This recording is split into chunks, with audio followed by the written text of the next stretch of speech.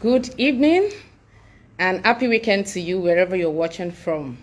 My name is Omobabinrin Osideko, and I am so happy to be here today, and I'm very sure you're happy as well. Please, if you're watching, kindly let me know where you're watching from. I'm going to be bringing in our guests right now. Okay. If you're watching on YouTube, in Facebook or LinkedIn, please join us on Instagram so that you can see the face of my guests. If Oh, you're watching on sorry. LinkedIn, hello, Hi. good evening. Good to see you finally. How are you doing today? Can you hear me? Yes, I can. How are you doing today? Happy weekend. Same to you. I hope you are doing well and your family is fine.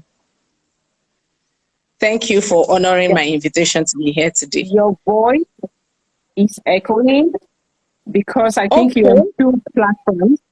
So Yes. so it's echoing, like it's repeating Oh, itself. so what should I do now? I don't know. Okay, I'm coming.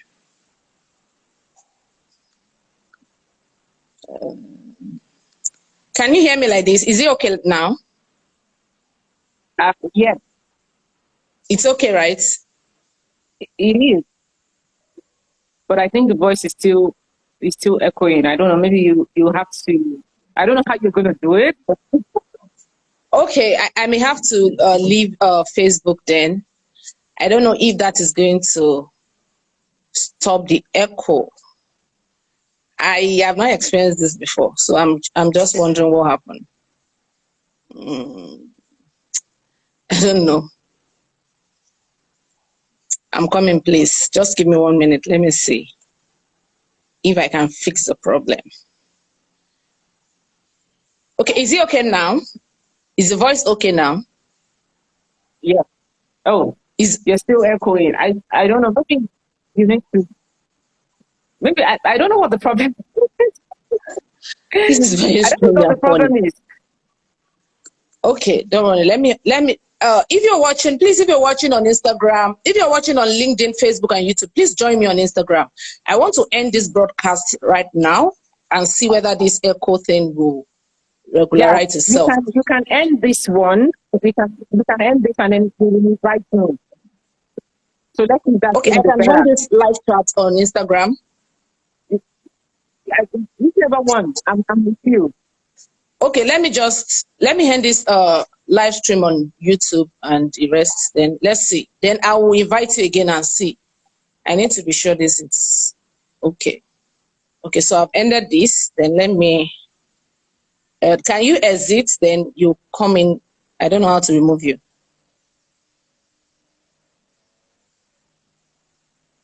Okay. Okay, can you exit now? Is it okay now? Is my voice okay now? Your voice is okay, but maybe we could ask for those who are also watching, can you tell us if you can hear the echo? If not, I think we're good to go. Okay, because I'm just wondering what happened. I've ended the live video on the laptop, so I'm just wondering what happened to this. But is there a way you can leave? Maybe you should leave and then I bring you Yeah, back in. Yeah, yeah. just leave. Then I'll bring you back and see whether it will be okay. Okay, so sorry for the glitches. We are so sorry about that. Let me see. I can't hear any echo. Okay, someone says she can't hear any echo. Let me bring her in again and see this time around. I just hope everything is well. Okay.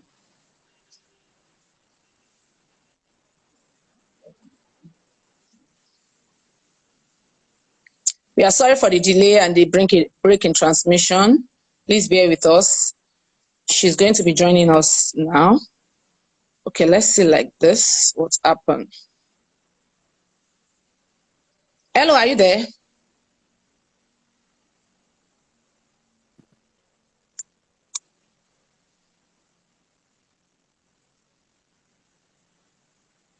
Okay. Let me bring it.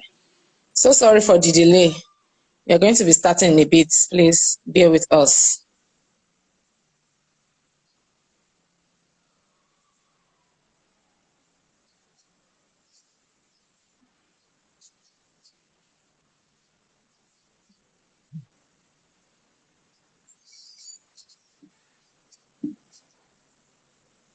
I'm trying to bring her in again. I don't know what's happening.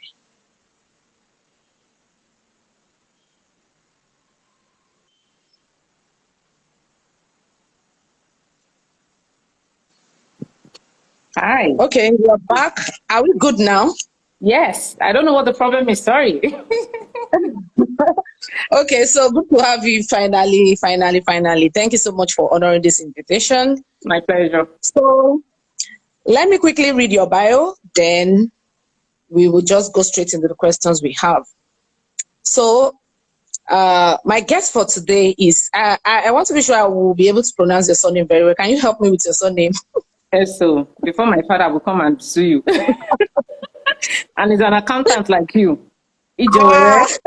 Okay, Esther Ijewere is a seasoned media expert and visibility consultant. She is the founder of Women of Rubies magazine, where she celebrates women who are making waves in their various fields. Esther is also a newspaper columnist, and she has featured over 700 women and still counting on her magazine and column on Guardian newspapers, showcasing their brands, businesses, and achievements to the world. She has handled PR for many public figures and celebrities all over so many years, and interviewed first ladies and captain of industries. Many people have enjoyed her PR services, especially female entrepreneurs, whom she has featured on prestigious newspaper columns, giving nationwide visibility to their business at affordable rates. Here with me this evening, ladies and gentlemen, welcome Madam Esther Ijewere. I hope I got it eventually. Just manage it. We will not. Thank you so We will much. not. I just saw one of my aburos now. Okay. Thank you. Thank you everyone who's joining. Thank you so much. And I believe we're going to have a good time together today. So yeah, Absolutely. we are talking about something very important. Like I said, when I wanted to invite you for this, it's something that I've been, it's like bothering me for a while now, because I am a branding expert, as you know, and I've seen a lot of people who I consult for, who I work with, and they're just afraid. Just afraid of sharing their stories. Some of them want to build their brand with their stories. Like we know, people build their brand with so many things. Some people build their brand with their talents, whether they are singing, dancing. Some people build with their expertise, maybe they are web designer, fashion designer, and all that, with their skills and all that. But we have people specifically who want to build their brand with their stories, whether good stories or bad story. But they are scared. They don't want to come out because of so many things we're going to be discussing today. So that's just the background story of what prompted me to have this live show with you. So we're going to be going straight into the questions we have for today. We have 7 questions. And the first question is that, like I said, people have 3 major things they use to build their brand, which is their talent, skills, and their stories. I have discovered that so many people are afraid of sharing their stories. Why do you think people are afraid to share their stories? They are afraid of being judged. Being judged by us. And I'm going to say us because we are the society. As much as we talk about the society, we are the society, right? They are afraid of being judged. Yes. And, it's also sad that the world has gotten to that level. When you sent me the questions and I was reading through, I asked myself a question. I said, people don't question Oprah. Right? We love Oprah, but the reason why we love Oprah, now we've forgotten it. Because we've forgotten about her story. Exactly. But the reason why we warmed up to Oprah is because our story is relatable. The young girl who wasn't cared for, who against all odds made something out of her life. But then in today's world, when you share your story, people are ready to bring dagger, shovel, judge you, dig hole. It's sad.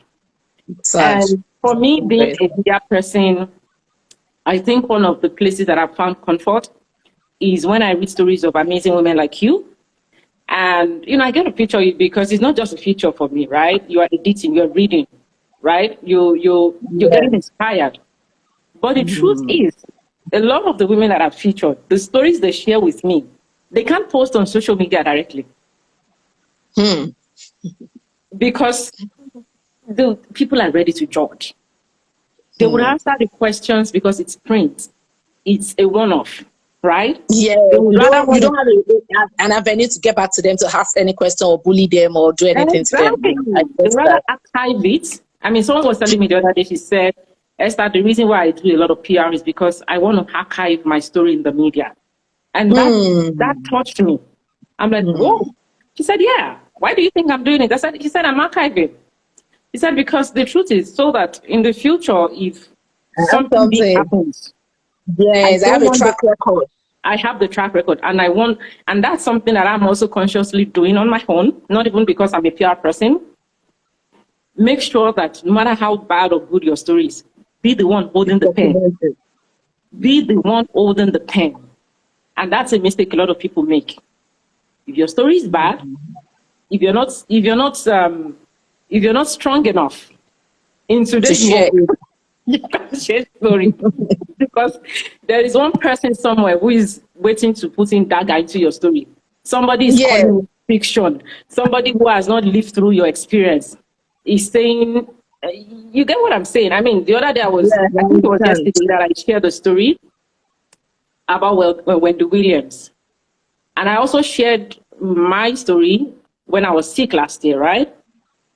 And someone came into my inbox and said, Esther, do you know this person that had said this, that, when the person read my story last time, maybe it was fiction. So I sent my picture when I was sick, very ill. I said, listen, tell that person that I said, I don't wish this on that person. This is a person that I respect, and that is a problem with story sharing. Somebody is out there wondering if she's sick. Why is she online? Why is she posting? Why is she posting? But the truth is, we forget something. This is social media. This is just a phone. It is an application. For all you care, my enemy could be paralyzed from here to here, but I'm sitting.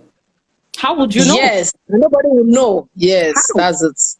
Because the face is good. Because we come online and post. Because we do all of those things. You just want to see the good side. But the moment people share the other side that is not so good, we want to judge them. And I feel sad. I mean, that's one reason why people are scared to share their story. All right. Thank you. The fear of being judged is one of the main reasons why people share their story. Yeah. Okay, number 2 is, how best do you think stories should be shared, especially in a way that will not be used against the owner of the story? So we are saying now that people are afraid of sharing their story so that they will not be judged. How do you think they can, maneuver and just walk around it in a way that I can see you shaking your head already? Because you cannot embed a lived experience. The moment you want to embed a lived experience, it has lost its purpose. Anyone who follows me knows something about me. I am vulnerable, yet I'm tough. It's a dual personality, right? Meaning, I share my story, I can be vulnerable this minute, but you come for me, I'm going to give it to you. I'm coming for you. Oh, yeah. No, see, social media would make you thick. Tough, yeah. I think we just need to talk about. I deal with people. I have a page with over 150 women. So you can imagine, I've seen all sorts. So if you want to come with your Dangbana Shoko, I go for the one. I think that's what it's on me. We need to toughen up. That's just it. Listen, me personally, when I started out, I took 2 weeks break from social media. And it was a self-reflection period for me. I had to go deep to my roots. I had to go deep to the things that I started doing. How did I get here? So I started journaling from the moment, and I realized there was a tweak in my life. And that tweak happened when life happened to me. And it was a period when my marriage crashed. And I realized that, and there was this blogger who wanted to do like an expose because this person was close to the family. So she has sent me a cryptic message in a very funny way on WhatsApp. And that time, you know, when you've gone through some life experiences, you're already overwhelmed. You are overwhelmed, and one side of your head is portable, one side of your head is with the Holy Spirit. So is the side that the person meets that day. So when she came, I said, Holy Spirit, just let me hold it. Help me. Let me hold it. I'm not gonna let anybody use screenshot to spoil my life. I read it. So, no, I said nobody will hold the pen to my life. So I went on social media on my own. Yes, on my Facebook. And I people share. I am a single mom. I have a screenshot by me. Yes. I am a single mom. Let me tell my story before you help me to tell it. And there's no shame at that point again. You want to share story because we gave you access. You were close to us. So now people can be very you want to use me to gain traffic. No, you're not going to do that to me. You wouldn't use you wouldn't do that. Yeah. Using somebody to the advantage. Exactly. People, it's a terrible menace, and we need to really, I feel sad even saying this, but it made me tough, to be honest. Sometimes when people come and say, Esther, people say you're not nice. I say, yes, so because that time I did not have boundaries. Yes, I say now, I don't know what the boundary be. So you come back, I go bush. Let's be okay. And I've toughened up. And I'm saying this to anyone who is watching. People want to judge you. They are ready to judge. You've not lived through an experience, yet you want to judge somebody who has lived through it, who is sharing higher. It's not everybody that shares story that wants the likes and comments. Sometimes people just want to release that thing. People need time to process. You can imagine somebody coming to me and in my own vulnerable moment to say you want to share. Maybe I'm ashamed for people to know that I'm a single mom. I'm like, God. But if I had left my story and dragged her instead publicly, I would defeat the purpose of what the story is all about. So instead of doing that, I cut ties with this person. I cut ties with this person. I don't think I've even mentioned this publicly before. So I went on Facebook and I shared. So that the thing that you are thinking you want to keep on your laptop and you are waiting for one day to schedule the post and post against me. I don't post that for you. So that, yeah, like don't. I mean, you cannot run me out of my dream. I'm a media girl. You want to run media girl just because I'm not ready to share, because I am not there yet, doesn't mean you should take advantage of that moment. And I think a lot of people go through that, right? They are processing. Yeah. I know somebody who cannot share anything on Facebook. She now posts on Twitter. As a matter of fact, she had to delete her Facebook page because the whole time she shared a lot about her vulnerability, people judged her. So I said, use a platform that you are most comfortable with. Me, I am going to Kogiso. Meaning I can be on Facebook, I can handle people on Twitter, I can handle people on Instagram. I don't even do troll. I don't engage trolls. You come at me one way, I block you. I block you. You will not is that simple? No. My sister. Oh my God, this is popular.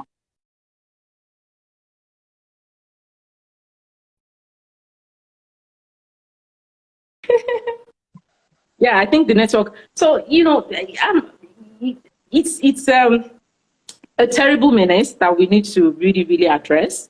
And I can speak confidently like this because I've been through it.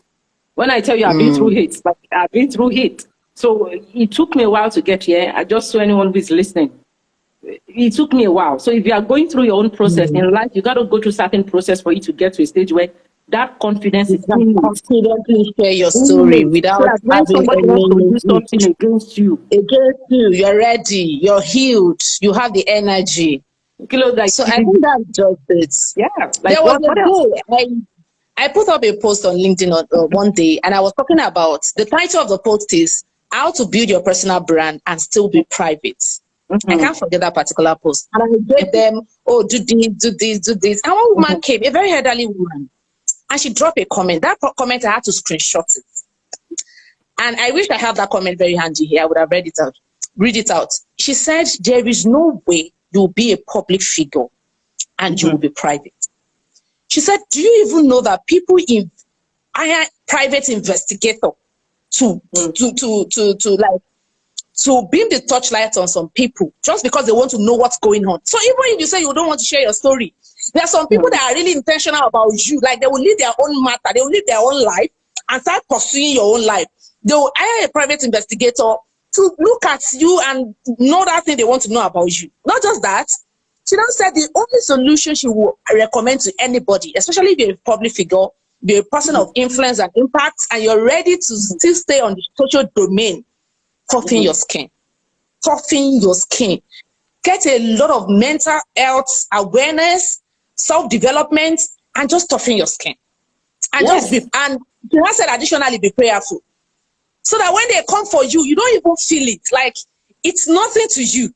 You don't even feel as if something is happening. So at the end of the day, they will be the one that will be disappointed, because probably they want to get at you because they want to drive you into depression, to suicide and all that. And they just discover that this one that we are able to do something to, this one doesn't have time more. You know, so I think there is no way around it. You said it, or there's really no way around it. It's just for you to toughen up and be bold, be strong, be courageous, and just face it. Whoever wants to come for you, go for them. I think that's just it. See, and because there are other ways you can go for people without being dramatic. Yes, in a very subtle way. One person acted unfortunate the other day. I kept warning him in the inbox, don't send me this, don't send me this, I do not like it, you're crossing your boundary. While he was doing the thing, I went on LinkedIn. So your employer is on LinkedIn. You work with a multinational. And you were in my inbox on Facebook acting unfortunate, even while I told you to respect my boundaries. Now, that is where, you know, there's a place of, I'm quite spiritual in terms of prayer. But I've also come to understand that don't let anybody use spirituality to bribe you how to take an action when you need to. So at one time I said, I don't want this person, I don't want to take bread from anybody. But this person was disturbing my own peace. It wasn't like I couldn't block him, but it looked like a person who was trying to cast out his frustration. It was on me, unprovoked. So I went through their, you know, LinkedIn now, you can find the hierarchy of people that work in a company. So I looked for, you know, somebody for his there are ways to do, because you cannot come to my inbox and be calling somebody I featured the, you know, the Yoruba language of prostitution, a prostitute. And he kept hammering on it. I don't know what history you've got with that person. That's your problem with that person. Yeah. Don't bring that to the page. So I screen munched, right? I warned him. I said, stop. And he goes, Shebi, you want to come out on Facebook? Come out. He was typing all that. And I screen munched. I sat down, because sometimes when you are emotional, you're not able to pass your message across. So I tried to be in the moment. And I sent a very professional and objective message to one of his employers on LinkedIn. I saw that the person has hierarchy. And when the person responded a few days after and said, oh, we are sorry, So I screenshot his page before he could go live, say, you know, no, that maybe I used a fake page. So I screen munched, and I screen munched some of his family pictures. So they know he's the one that owns the page. And he will not come back and say the page was hacked. And I sent it to them. Yes, you see, social media, when they get you tough, you get to a level where you don't drag.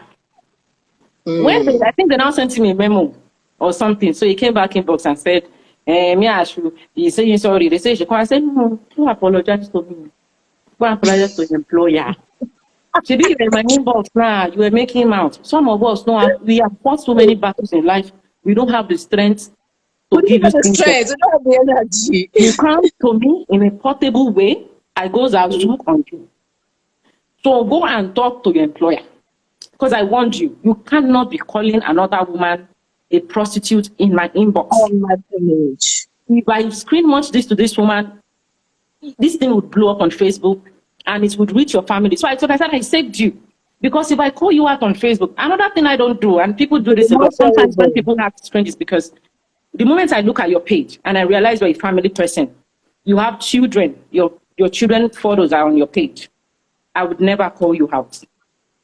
Now, that's one thing we should do. People don't do that. I always say, Esther, call this person. I say, no.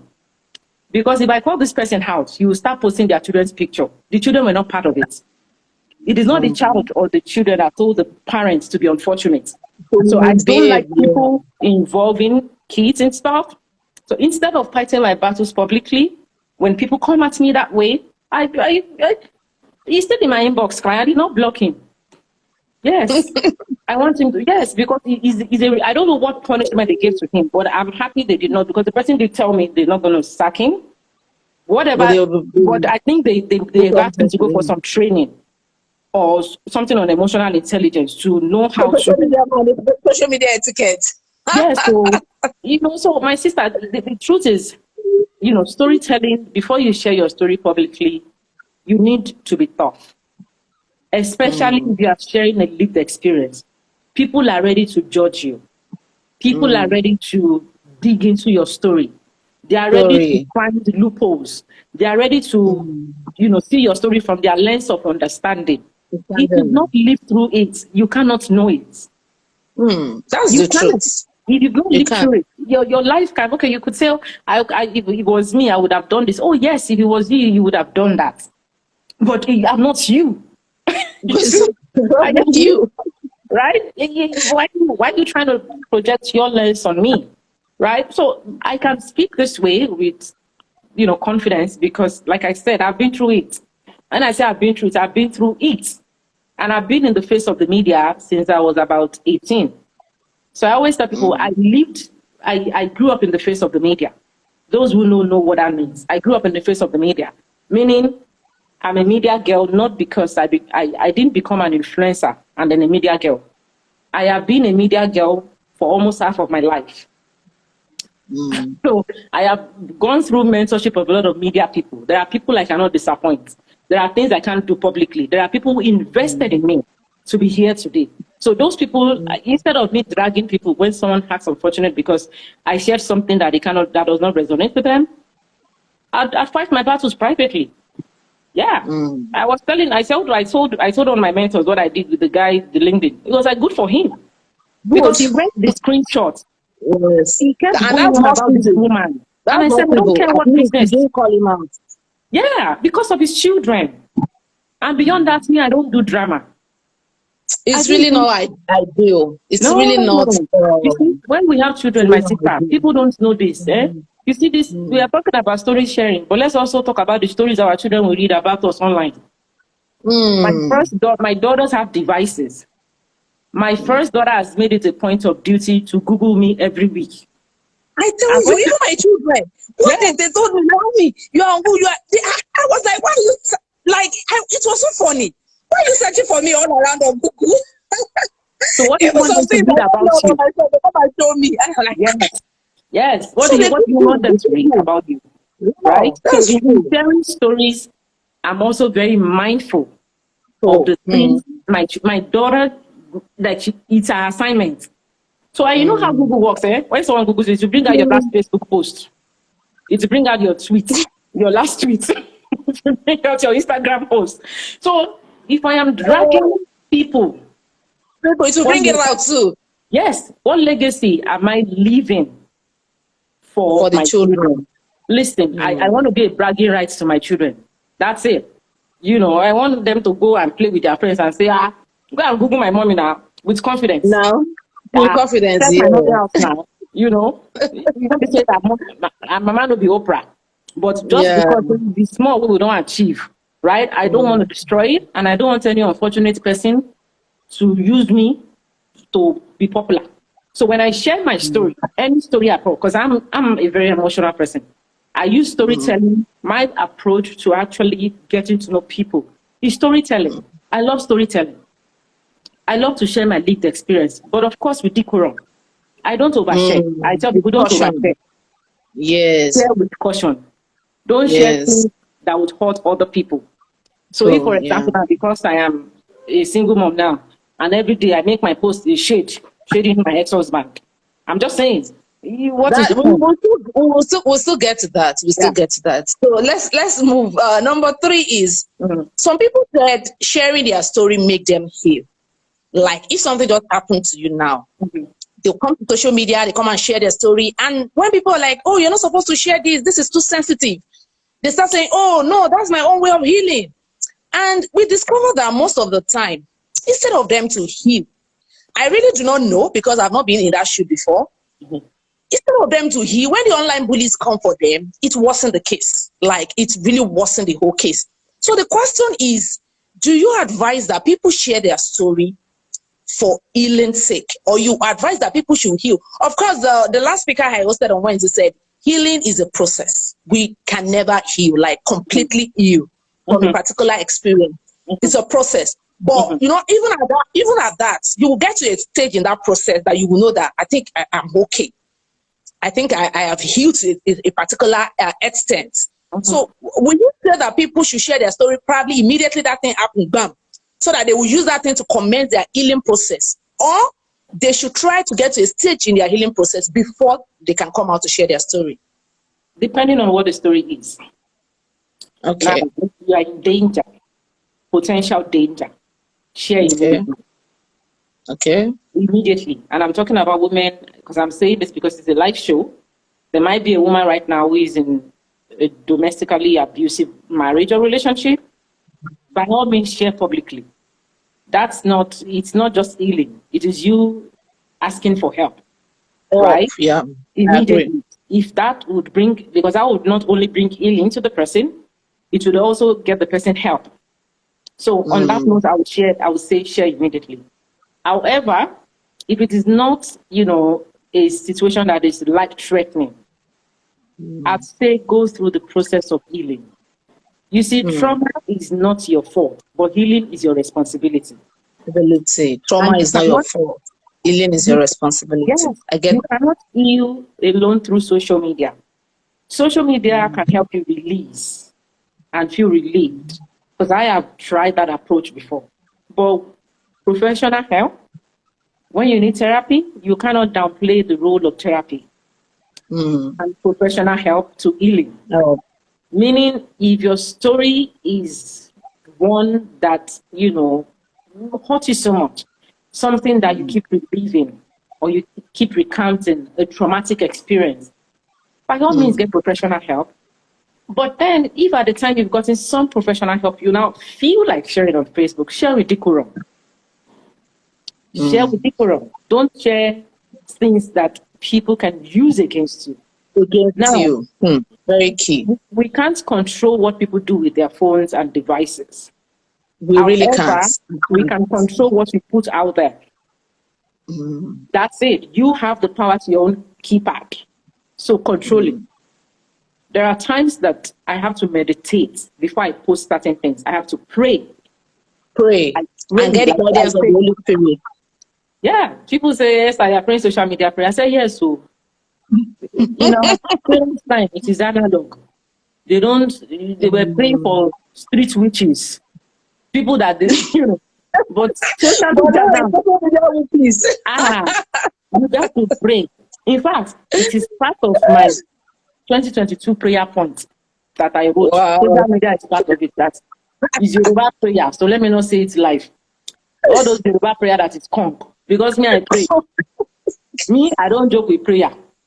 I tell people, listen, I can be any other thing. When it comes to the place of prayer, leave it. I don't, when people see me talking about God, at least I've got a relationship with God that I'm proud of. I'm not trying to get people's attention on social media. It is me. I love God. So I take everything to God in prayer. There are things that I want to share, and I'll say, Father, I you know, after meditating in the morning, Holy Spirit, my spirit guides, angels, God, I want to post this today. Father, if it's going to backfire, restrain me from posting. Just give me a start from posting this. If this thing is going to backfire, I don't want to hurt anybody. I don't want to hurt anybody. I don't want my post to make anybody cry. I don't want anybody to see this photo that I want to post and feel sad. And has God ever shown me sign? Yes. Yes. And that's the level of discernment you get to in life. It's a level of spirituality. My phone could drop. My phone could go off. Yeah, there are times I'll be so hungry. But in that hunger, I will just carry my Bible. I was like, this is the only thing that, you know, can fix this, God. Father, Lord, and I didn't just get here. Don't get me wrong. I have made mistakes when I started my use of social media. So I'm not coming here as a saint. But my mistake brought me to this level of awareness. But one thing I always tell people that you never see me do on social media is to join the mob in judging anybody. Except it's a rape case. There are exceptions. Except it's a rape case, a case of domestic violence, a case of just general violence, or a political issue that is nationally inclined, and we have to have our voice. Our voice, yeah. That is the only place. But for me to join people and drag other people, because these things have mental health impacts. Implication, I don't know. I think people don't understand. We just type those things. We just type. You insult people. But you really do not know. Yeah, they go back home and they're sad because of you. Somebody is crying to bed because you drag them. So, you see, I tell people just be mindful. You cannot control what people do with their phone, but you can control yourself. If you want to share, think about it. Okay, if I share this thing now, me, I project 10 years now. So this thing that I posted now, in 10 years, 2020 something, if the world evolves, how would it impact me as a person? Would it have a negative impact on me? Would it affect my children? I have seen people, and I'm telling you this, I have seen people whose children lost opportunities because of their social media posts. Yes, I have. This one is not them say, there are people that are close to me. Yes. My God. Because the father or mother who should be minding their business decided to be unfortunate online. The child will not go and look for a job. This thing I'm telling you is real life. Somewhere. And then they will Google the person's name because now they do background check in Nigeria. They do it now. They didn't used to pay attention to it. Now they do a lot of background check. So they want to know. Oh no, international is standard. That one you can't. But in Nigeria, people do man, no man. So now people want to, know who you are online. Are you coming here to package yourself that you are saying when online is like bullying? And yeah, this was a story that someone I respect in the industry shared with me confidentially. That they went online, and this person was ailing the parent that was dragging somebody. And HR said, if we employ this person and there's an issue in this organization, this is one that will create a mob, create a division in the company. Because if your parent is doing something and you are in the comments, and that's why I tell people, even comment section now, people they check out. All those trending topics, you go and just shook mouth, anyhow. You confine you instead of you to face your akara moi. You are shaking out. They talk policies. It is not your business, so you have work. You have not shop in the morning. Shook out.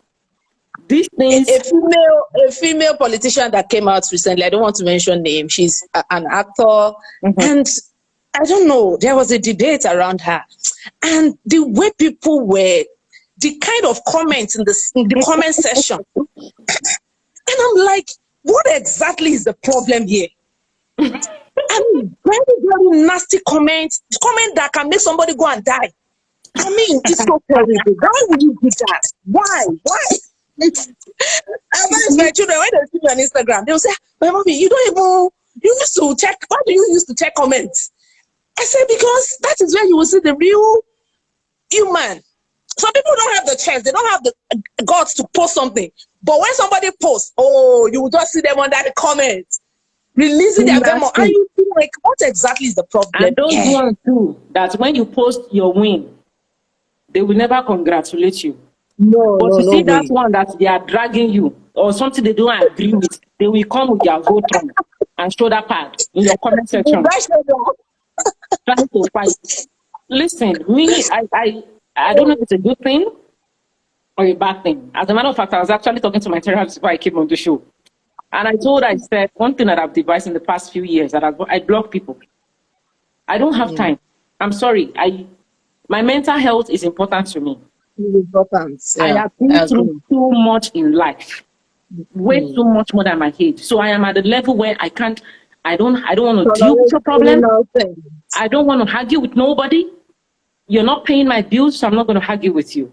So when you come in an unfortunate way to me, I am going to bless you with my block button. Meaning, don't talk to me no more. Don't bring your BS to me. But I can block you, but I'll not block your destiny or your purpose. Meaning, I can block you today now. And tomorrow, someone will say, Esther, that your friend now. You want to work with this person? I say, no, wala. No problem. Let's work. No, you go still work. You go break bread. But remove yourself from my social media, because if the only place, if you know me in person, you know me off social media, and you think social media is the only place to come and be arguing in my comment section with random people, it means when you can actually message me on WhatsApp or privately to say, hey, yo, I don't agree with you. Yeah, can you kindly explain more on your decision, or can you, let me know why you feel this thing is this way? But instead of that, you come on my comment, and there are people like that. They feel they know you. Yeah. They know you. Yeah, they take the story you've shared and they want to use it against you. It's a very sad mentality. And that's why I'm going to say again, trauma is not your fault. It's not your fault. But healing is your responsibility. If you have not gotten anything from this show, this is very key and profound. How you heal is fully your responsibility. In the beginning, I didn't know that. When I went through a phase in my life, I was blaming every other person but myself. Blaming this one, blaming that one. And I had to sit and I said, what role did I play? In this whole thing? In this whole thing. Yes. What role did I play? Was I too vulnerable? Was I too this? Because sometimes you got to check your own DS. Sometimes the level of growth that I have now is a level where I am not seeing myself as a perfect being, but I'm seeing myself as a person who also needs to be taught. I am seeing myself as a person who needs to learn. So before I want to dive into something, I am judging myself already. To say, okay, Esther, you're not perfect. So before you drop that comment, you realize that this person is also an imperfect person. So don't drop a comment to judge. Empathize. Because you could handle this better than this person. You are not them. You are not them. And I'm sharing this with everyone today. So if you are the type who, when people share the story, you're always ready to judge. You go on Celebrity, you go on their pages, influencers, are dropping nasty comments on us. We are humans. You are saying all these nasty things to us. It is not good. Because we go home, we are alone. This thing is just phone. When we finish this show now only me go remain. It is me and my God, and that people are not there. And then you're thinking, right? And people will say, you say all this, be strong. Be this, my sister. Be strong. When you are faced with some life challenges, you see that strength, it will just feel you fear. It will vanish. Because in that moment you are crying. Somebody has said something nasty to you. Someone has made you. I mean, last year, December 11, people saw I was dragged for no reason. I don't know. It's still there on my Instagram page. I made a post, a random post. So it's still part of this story share, about Kim Kardashian and Kanye West. That me, I love Kanye. You know what me, I like to speak on trending issues. I'm a media girl, right? So I said, I wish them well, though. And I wish that their breakup is non-toxic and all of that. This person just came. You are a single mom. Who gave you a right to be talking about people's marriage? About this, that. You that, at first I felt okay. I said, okay, I'll be this person. Something is loose. I removed that comment. Another comment again from the same person. Mind you, this is a mental health account. A mental health account. So I removed the comments now. So I now block the person. I screen munched the next comment and I block the person. It's okay. I'm not going to argue with you. You will not turn my comment to Insta blog Niger post. This person then went on my Facebook, a new account. You will know that this is personal. So the person had been waiting for a channel to express, this grievance. And the nastiness of that. Like they say in Yoruba, she has mean you before. If you read that message, wow, the nastiness, you are broke, You are this. And that time we were trying to raise funds. You see this life. We were trying to raise funds for our Christmas food drive. Elderly. So our daughter actually, reaching out to folks to support us. So the person brought that in. You are begging for 10K all around Facebook. You are broke. You are this. You are me. I'm dying in Alimosho because I talk about Alimosho a lot where I grew up, and I laughed. I laughed because that is not my story. That is not my reality. That is the reality this person has created in their mind because I share my story, and it's what they feel. So instead of dragging, because I know when people, there's a stage when you read something, you got to be discerning in your spirit. Is this person trying to push me to call them out so they can share more? They can share more personal details about me. You're in the spirit. It's a trap, God. So that when I call them out, they would go off on me. And I sat down. I thought about my parents. I said, I'm not going to do this to people because I have seen how social media things can go south on social media. One thing will lead people into your whole family history. Your father and your mother that they are just in their house, they go and receive breakfast. Your uncle and brothers, yes, your uncles that are dead, sleeping in the grave, they will go and dig their story because of you. So I said, I'm not going to call this person out. Did it touch me? My sister. It did. It's real. It's real. It is not my story. Human. It is not. That is not my reality. This person does not even know my reality. But I did not fall for that trap. I did fall not because I'm perfect, but because I've been through life. I have seen worse. People have said worse things to me when they don't really. And that's what happens when you live in obscurity. When people don't know much about you. When you act like a nobody. I have mastered that. The Yoruba say, I agree, they call it Egbin.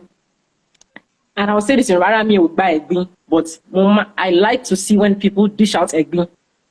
Because so that you will know who they have. Yes. You will know who is who.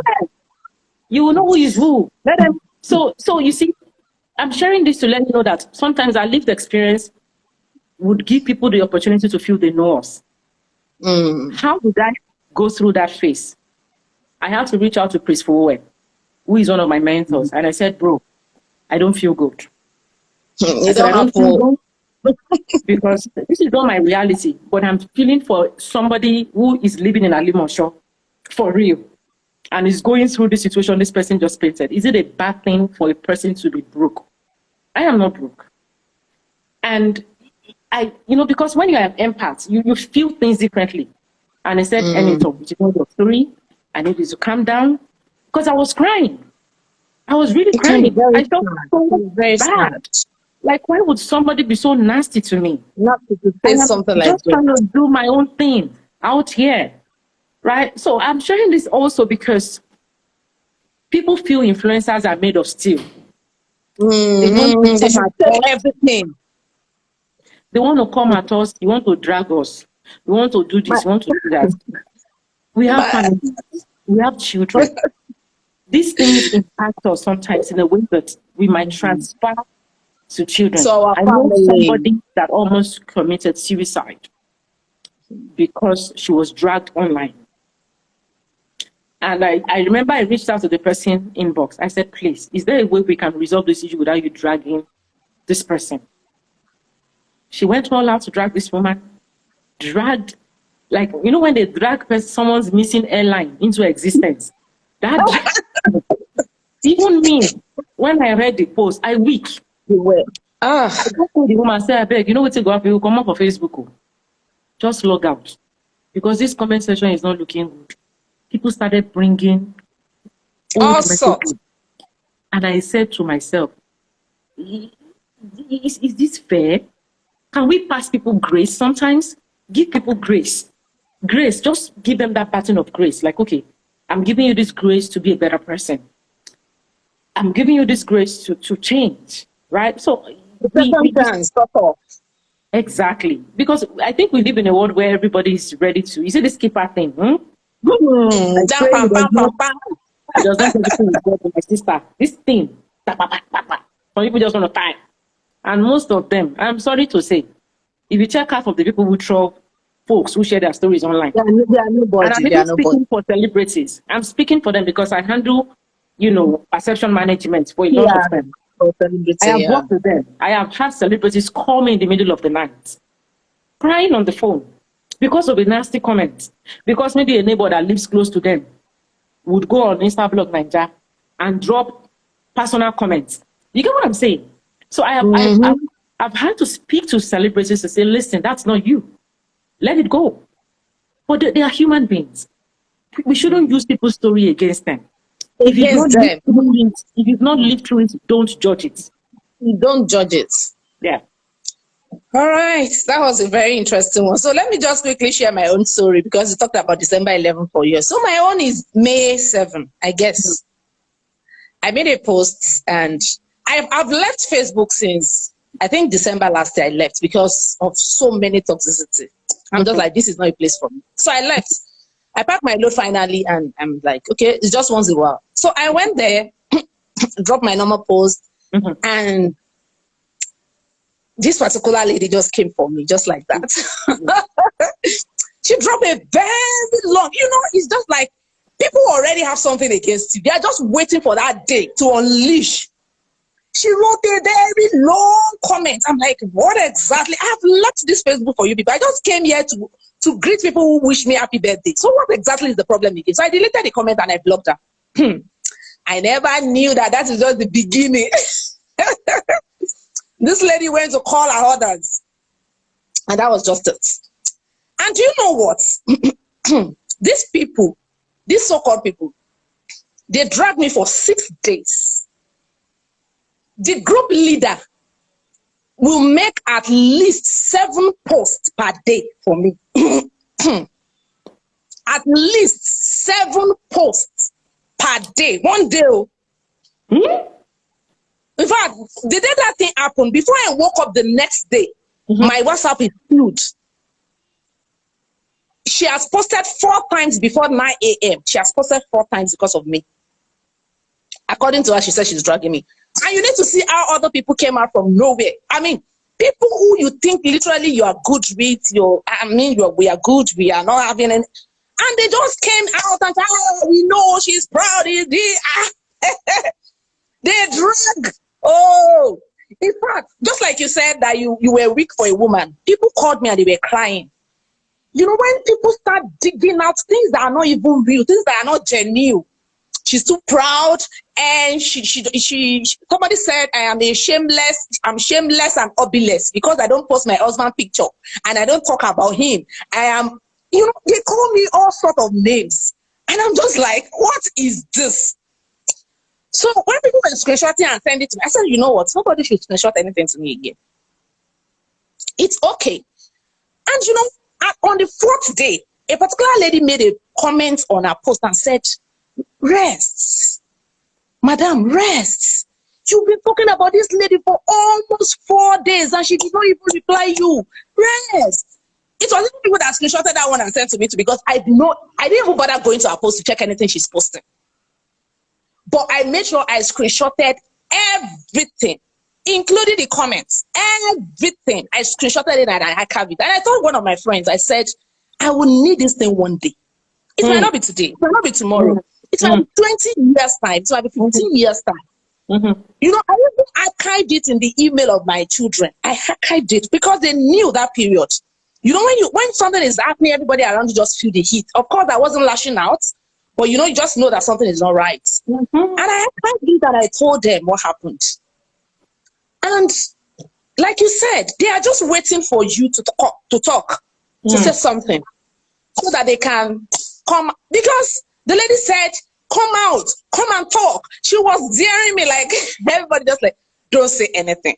Don't say a word. In fact, initially when they started, I never even knew that it's just paparazzi I'm saying no. Initially when they started, I was replying. But later I just saw that this thing is, this one is witchcraft. This is not ordinary. Like your Raul says, no, it's not ordinary. This one is, so I had to go and delete my comments. I had to go and delete all of my comments. I'm like, let me just leave you guys to, your Raul will say, share your wall, let me leave you to play. Let me use it. It's so terrible. Why will you talk about someone for 7 days non-stop? Non-stop. The first post she made the second day that thing happened, she made it 5 a.m. It's not even 5 a.m. I think it's like, because when I checked the time, it was like some minutes to 5 a.m. So you woke up 5 a.m. and you start composing posts for another person. I mean, who does that? Who does that? You know, so it's kind of pathetic. Even though I didn't cry, because even before then, like you said, you're a person of faith. I'm also a person of faith. You know, when you've gone through some things in life, you just reach a place whereby you don't really have energy for negativity. The Holy Spirit just toughen you, just strengthen you, that you see some things and you're just like, I see someone was calling me and was crying. I said, what exactly is the problem? She said, those things are too much. They are deep words. They are bad words that she could not even finish reading before she ran out. I was just laughing. I said, don't worry, everything's going to be fine. So I don't really know. But I think, like you said, most of the time when we look at those people, most of them, they are nobody. They are people who are just hiding behind their phone. They are nobody. In fact, she told, the lady wrote it in one of the posts that I am jobless. I don't have a job. I am ready for you. Morning, day, and night, because I don't have a job. She said it's that you might be wondering whether I have a job or not. I am just telling you categorically that I don't have a job. So I have your time. Morning, she will post like 2 posts. Afternoon, she will post another 2. In the evening, she will post 2. In a day, she will make minimum with my pictures. With my pictures. So on my WhatsApp, I have Are You 4 months on my WhatsApp status. I never knew. So they will not screenshot. Normally, I didn't even say anything about it. I was just doing my normals. Things that are not even related, they will screenshot sent to her. She will go and post again. And she have talked again. Or see what she said again. I mean, it was horrible. It was horrible. So it was at that point, you know, when people, I think that was what inspired me. That incident happened in May. And I think that was what inspired me to come up with the show. You know, when I told you, I was saying, you won't understand. This thing is so dear to me. We need to talk about this thing, because it's not just me. It's not just you that are going through this phase. So many other people are out there. We need to talk about it so that we can help them. So that when they get to that junction too, they will know what to do. Yes. You know, so at that point, I just said to myself, we need to talk about this thing. Because even the stories that are not true, you know, they will just pin 2 things together and just weave it around and just come up with something that is so, I mean, what is this? So I just need to mention that. I'm so you sorry. know, so that you will know where I'm coming from. When I was on your net, I want us to have this show. You might not understand what it is. I'm just like, I think you're in the best position, because I've seen you share your own story too. So I look around, I said, I need someone who have experienced media, storytelling, story sharing. And I'm just like, you're the best person. That was why I was on a leg, like, we need to do this thing together, even like it or not. Thank you so much. And I have to say this, thank you for sharing that. Even me listening to you, it was really terrible. I feel bad for that person. You know why I feel bad for that person? Because you see people like that, they don't have joy. They don't. And hurt people want to hurt people. So we have gotten to a stage now where I always have pity for trolls. But the pity does not mean that I will accommodate you. I'll block you. I don't know, my sister. I don't have time. Listen, you've been to see, there is a threshold of pain that I have crossed, and I am not willing to add more to it. So at this stage of my life, if you, like I said, I know there is no toxic energy, but if you cannot be bringing your frustration and drop it on me. You don't know what that people are going through. So thank you so much for handling that very well. Yes, I did. I never said a word. And you know, the next time I was showing up on my Facebook, because somebody booked me for a live event like this too, so we needed to go live. So I just said, let me also go, because I have a subscription on StreamYard that allowed me to go live on 3 platforms. Like, so I just said, so you know, I had this kind of views that I had never had before in my life. A lot of people came to come and see what I want to say. And I was like, Adiola, you should not mess up here. I did that live program as if nothing happened. I didn't even reference it. I didn't even talk about it. And I was even telling some of my stories, because the host asked me to talk about a little of my childhood. I said I lost my father when I was 3. My mom was a widow. She raised us. I was vulnerable. So at that point, I really do not care. But I am still just like, I just need this clarity. I just need this balance. How far can I go in sharing my story and building my brand? Because as a public figure, there is really no way your personality, your personal story would not in a way creep into your brand. There is no way. So how much? And I think that was what part of what made me share that post when I said how to build your brand and be private. The woman just bust my bubble. She was just like, she never even knew, she never even understand what I was going through at that stage. But that particular comment she dropped did the healing for me completely. She said, there is no way. You just have to toughen up. Now I read more about mental health now. I know, in fact, yesterday I was reading about something else again. Somebody behaved in a certain way, and I'm like, this is not normal. There's something that is not right. I went to Google. Yes. I went to search for it, and I got the name. And I was discussing with someone. I said, this thing is not normal. I will know the name of this thing. That one said, I said, don't worry, I'm coming. Within 5 minutes, I went to Google. I just typed, if somebody is doing like this, what does it mean? The thing just pop up. Hypervigilance. That's the name. Hypervigilance syndrome. I said, hey, I said this is not normal. And I'm not going to be behaving like this. This is a mental health condition. I read through. And I went back to that person to say, I told you now, this is, so it really exposed me to a whole lot of mental health awareness.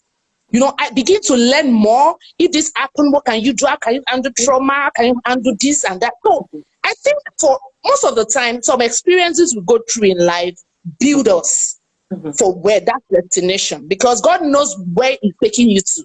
You might need some of those experiences, to build up your resilience before you get to that destination. So it's like a long, I don't know, but I really hope we are flowing. Yes, okay. That's the beauty. It's not supposed to be like a bit.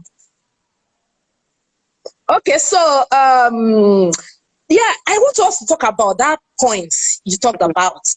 How do we share our story and we will not be toxic or being perceived toxic? Like you said, some people will have issues in their marriage. They'll come online, talk bad about their spouse, their ex-spouse, and all that. How do we tell our story in such a way that we don't appear toxic to our audience? Well, first I'll go back to you got to be mindful. Mindfulness is a skill.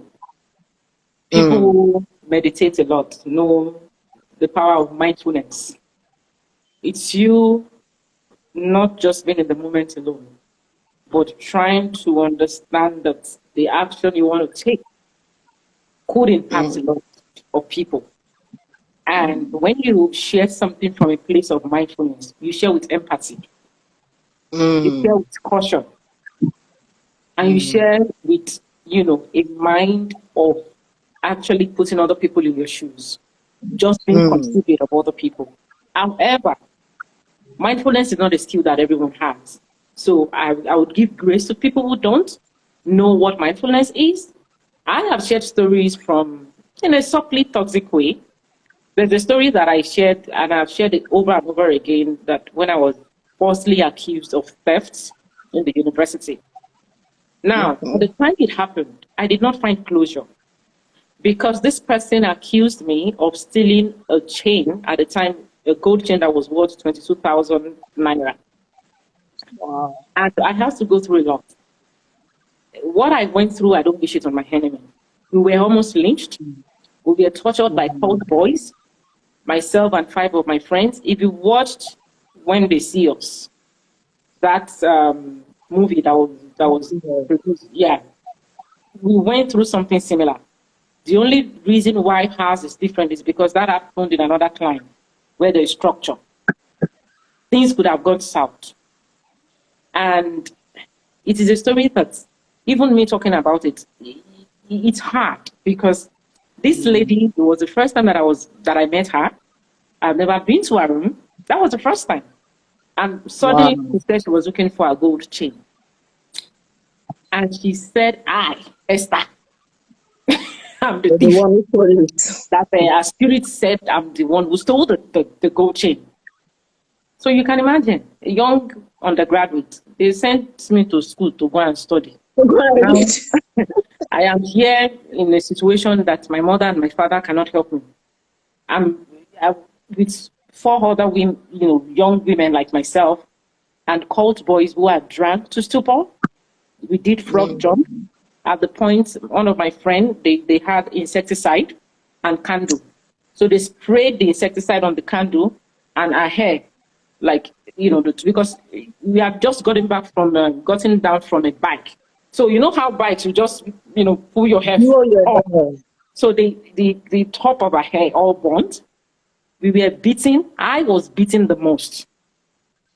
And it's not here. Anyone who, I'm talking about cult boys here, they don't have empathy. Empathy. Esther, I said, I did not steal this chain. I didn't even notice the chain. To cut the long story short, we had to go to a shrine.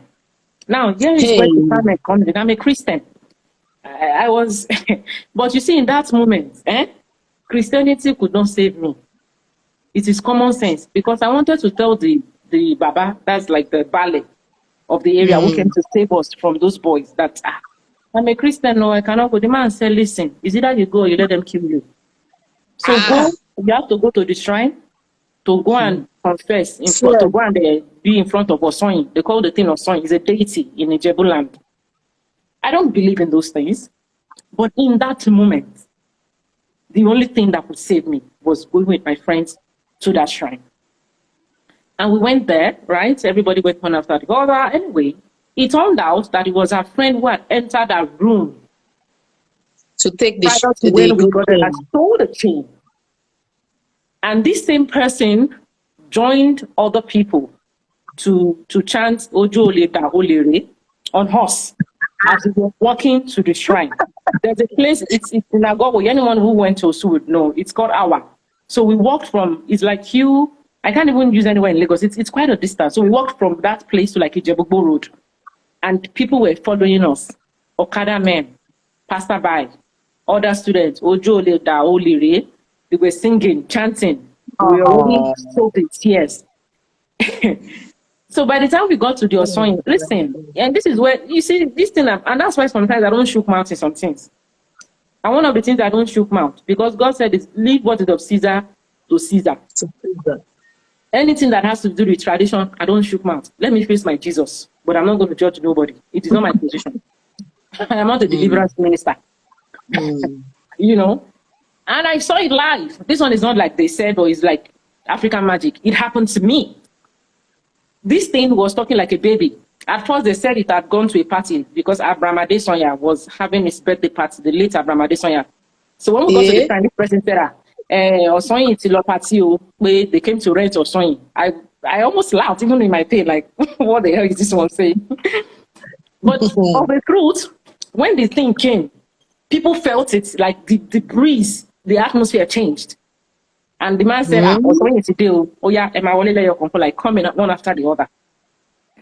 So the ballet, seeing that I was already tired, right? He said I should go first. At that point, these boys had already seen their phones and everything. So I went in first.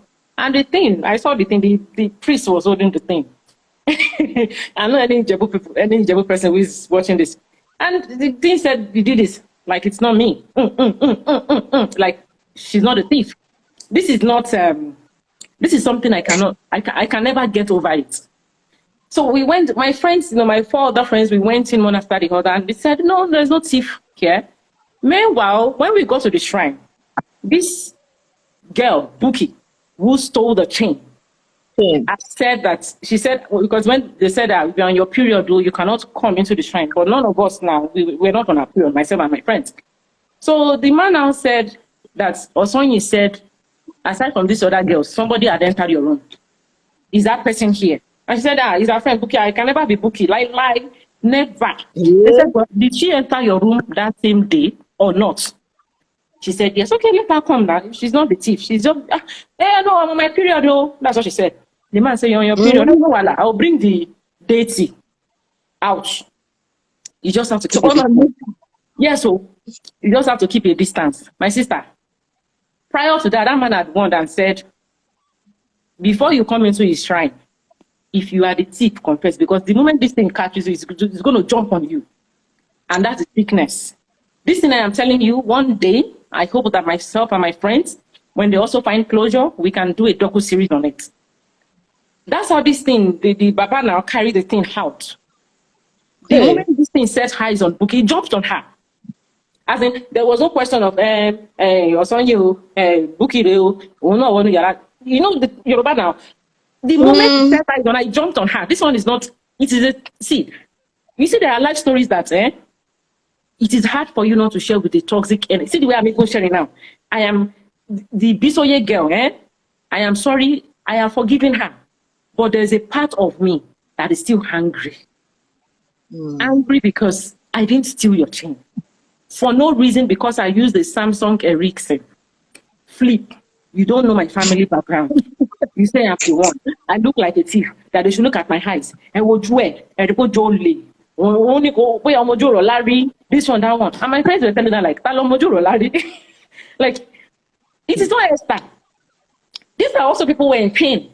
They're like, it's not Esther. Why are you saying it's Esther? She's not a thief. You see, when that episode happened, the moment that thing jumped on that Bukky girl, my sister, if you see the way I go with the people and all those bike men, they wanted to lynch those cult boys because they saw the pain in us. It took the ballet and elders around that shrine to beg. They now said, if you come and beg us. If you see the way I looked at her, I said, if you come near me, if you come near me. And that was in Yoruba. Because I was drained. I had cried so much. You know, when you did not do something and you're trying to tell people, it's not me. Why is this girl saying it is me? Why? Why? Why did you single me out? Because this voice focused on me. I was one that did the most frog jump. I was one that beat the most. Because this girl kept saying she's the one. She must. This same Bukky girl, right? She had gone to Ibadan because Ibadan is not far from Agbowoye to sell the chain. For 22,000, she fell healed. This one is not them say she fell healed. Wow. See, the ballet was telling us that he now called me and said he knows that because from what he gathered, I said, Baba, I just want to go home. I'm tired. I don't want to listen to anything. Now, why am I sharing this? Every time I've shared that story on Facebook, believe me, I don't share from a place of being a Christian. Yes. Because forgiveness is divine. I am forgiven. But the fact that this girl, for no reason. So the last time I shared, something happened. I don't know what happened. Okay, someone was accused of theft as well. And I shared. Somebody who knew the story, lived in the area. You see this life, it's not good to lie. She came inbox and said, sis, I know that story. I am sorry, she now she described herself that she lived 2 blocks away from that compound where we were tortured. And she was the one that, had to go and call Babawa, that's the ballet, to come and rescue us before those boys kill us. I'm like, wow. And I said, so how did you're not my friend? She said, because somebody shared, because I mentioned Awa. And she lived in Awa. And she told the person she knows the story. She now sent me the Bisoye girl, her Facebook page. So I went through the page. You see, that was the closure I needed. I will not say more than that. And that is why in life, be careful how you treat people. Then she was a happening girl in Agbowoye, big girl. Aristo girl, she had it all. Her room looked like a boutique, and that's what me. I don't follow people to people's house anymore. My friend puts me. I asked her room look like boutique. Instead of me to sit down and read my book, I want to go and look boutique. That's why I catch myself to go and look at boutique. Now I'm saying this because if someone like me would share, someone who has had a similar experience, it might be hard not to share from a toxic place. But it's not toxicness from bitterness. It's the toxicness from pain. See, there are even the way I'm sharing, I'm holding myself back from crying because every time I look at a picture on Facebook and I think that was a closure. And I looked at my life now. And I said, at the end of the day, when the Yoruba people say, Because, girl, you're not going to talk to me right now. Like, what? All that money you had then? You got nothing anymore? Really? But I don't wish bad on her. But the truth is, that story, in a way, it made me tough. That is where I'm coming to. It made me really tough. It took me many years, the way my behavioral pattern, when certain things happen, and my reaction. And my therapist asked and said, has something happened in your life? Can you look back? You know, therapy, that's in-depth therapy. Yes, in-depth. Look back into your life and the things that has happened. Is there something that made you this way? And I remembered. I said, my God, wow. You would never even remember that thing is still affecting you. When I told her, she said, it's still there. The pain is still there this time. You need to let go. The pain is still there because you were not heard. You were not believed. So now you are a bit defensive. When something happens, exactly. You will be defensive, you are defensive to a lot because you are accused wrongly. And when people don't hear you and you finally have a voice, the pain would come back. Because then there is a child in you that is trying to find healing. There is a child in you that is trying to find closure. Have I found closure? I had to find closure when someone else was accused of theft last year. And instead of coming on social media, we handled it the way we handle people. Because the moment she came to me, I said, listen, me, I have something similar. It seems I will use you for my closure. I said, I'm going to press button. And I'm pressing this button because I don't want any other woman to face this. Go through this again. And I am happy because, Adiola, imagine if there was social media then. Imagine someone taking a video of people chanting Ojo Ole Da Ole Re on me and I said, I'm posting it on social media now. When we Google your name, it will just jump up. But the truth is, a lot of people who saw them torturing us, that is how life is. They saw the beginning of the story. They didn't see the end. They didn't realize that someone else was actually the thief.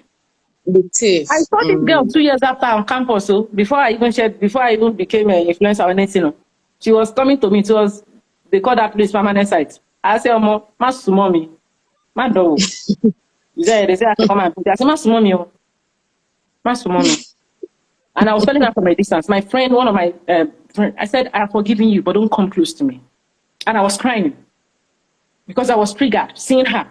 She said, she had called one of my friends. I said, my friend told you that I'll be here. I said, okay, stay there. Don't come close to me. Right? I'm sharing this because there are people like that who would share on social media. I have seen someone share something similar and she was placing forces on this. We cannot listen. You see, I have gotten to a stage where I think people should be able to express themselves the way they feel. Sometimes it takes you releasing that thing for you to go. Yes, I tell you. If you don't release it, it will be there. Esther, you shared this story many times. I said, because every time I share, I want to heal. I want to find a place to forgive this girl because every time I think about this situation and the fact that she singled me out because I used the Sony Ericsson flip phone. And I'm like, what if they had killed us? Right? So I don't know how my friends, because the ones that are video, I say, yes, my friends may have healed, but the problem is I have been through more trauma in life. So for every trauma that I go through, I recant a past trauma. So it's like a pile of trauma upon trauma. Upon trauma. So the effect is multiple. Yes, because when you put traumatizing, past experiences would pop up. And that's what therapy does to you.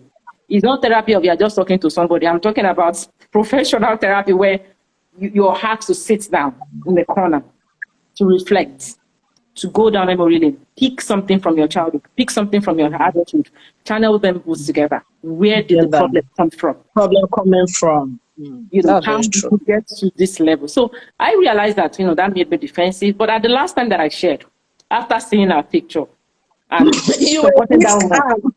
No, that day I had Baileys and I made Asun at home. and I played Omale, godly. My children did not understand. I was dancing, rolling, my God, I godly.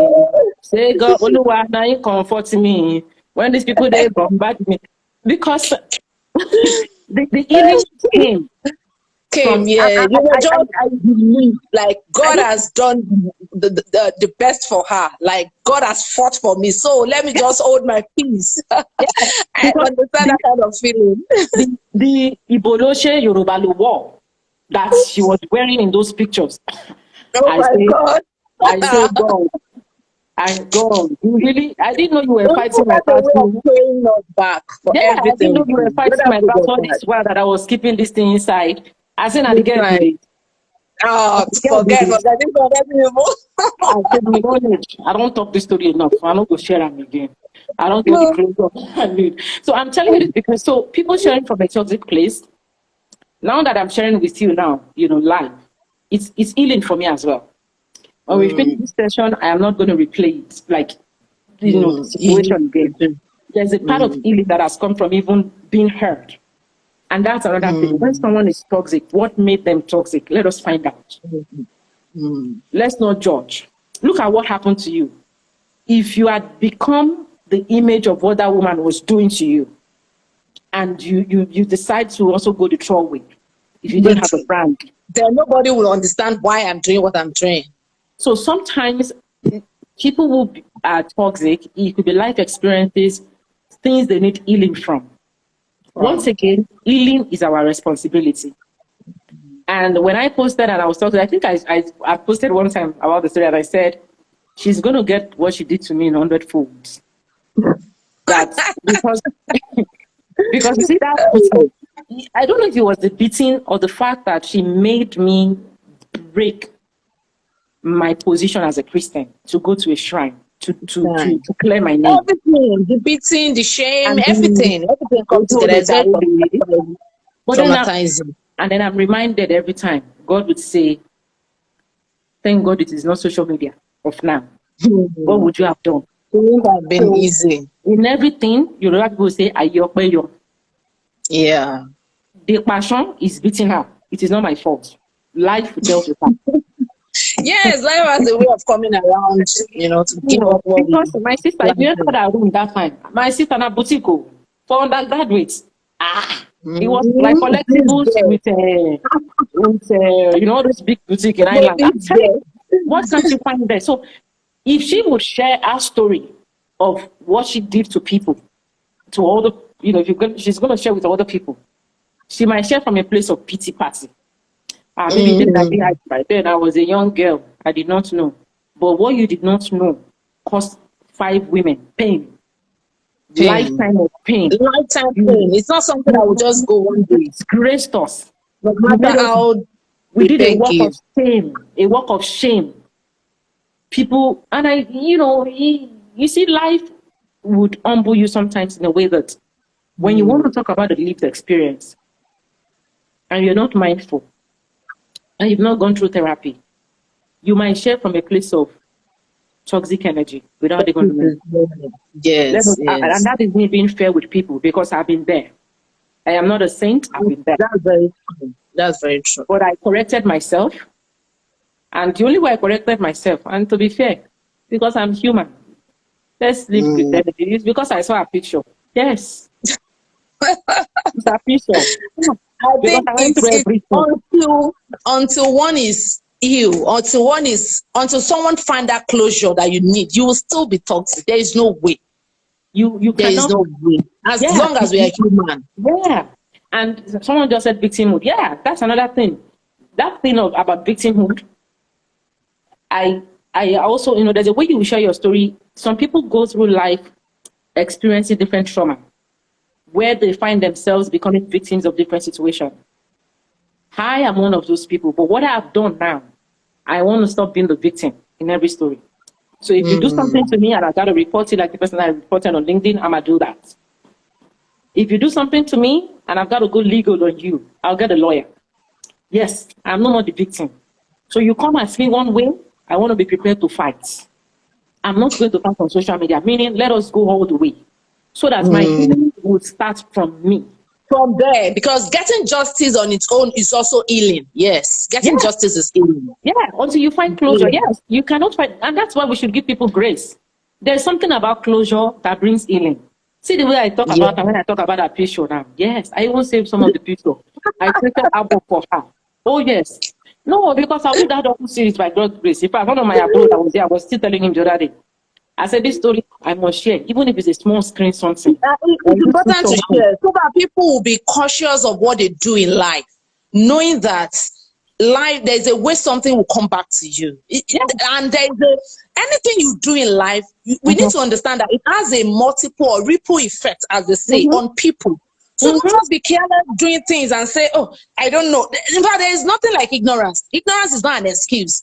You can't say you type a very unfortunate comment on somebody's post, and maybe that particular comment really destroyed the life of that person, and for the next 10, 20 years, the person is still living with that trauma. And you're saying, it's because I don't know. So I also agree that it's something that should be documented. I'm still living with it. Now, let me tell you how that thing has impacted me. I didn't realize.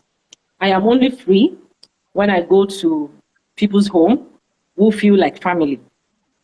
You see, when I go to the home of people who are random friends, this is where I sit. I will never move from my sister. Up until the point, there was one time I went to South Africa. Looking for your phones. I went to South Africa, and this woman, she dropped her bag with me and my travel partner. Carry your bag. I will come and please, can you help me look at my bag? She's like, I did do. I stand up. My friend said, I said, no, it's not happened to me again. Never. No, not be fair. You don't know what I don't see. I don't see I got up and I walked very far from the bag, pressing my phone because we were waiting to catch another flight. So when she got back, my friend said, so I came back and I said, my friend just started laughing. I said, yes. It will not happen to me again. Why you do drop back? You want to go and buy food. Carry your bag to go and buy your food. Carry your bag and go. So, when I go to people's home now, when I visit people, this is where I see my sister. That is the danger of don't hurt people. I am saying this, it is not funny because sometimes I want to be free when I go and visit people. I want to go to their homes but this is where Esther, come. The other day they said my friend bought a condo. The moment I stepped in, I saw people, I was triggered. And I'm like, okay, come and check apartment. I said, no, I'll go sit down. I told my friend, I said, please do the video. Go and take video of all the room and, kitchen and everything. Come and please for you. He said, Esther, you're so weird. I said, yes. Because don't hurt people. Don't hurt people. You really cannot say to what extent that thing would damage them. It damages. Don't be a fake. Don't hurt people. Don't be careless. Don't be careless, especially on social media. Don't be careless with your comments, with everything you do. You can imagine. Understand that all these things has a way of impacting lives. Even down to generation. Imagine if you are not able to deal with it, you might even be exhibiting some of the traits to your children and you will not even know unconsciously. You will be restraining from your children, sort of, or you'll be suspecting them for everything. Or it just has a way of affecting us and impacting our life. That's why I'm very conscious of the way. See, I am not perfect, but one thing I do, I tell people, I am conscious of the way I make people feel.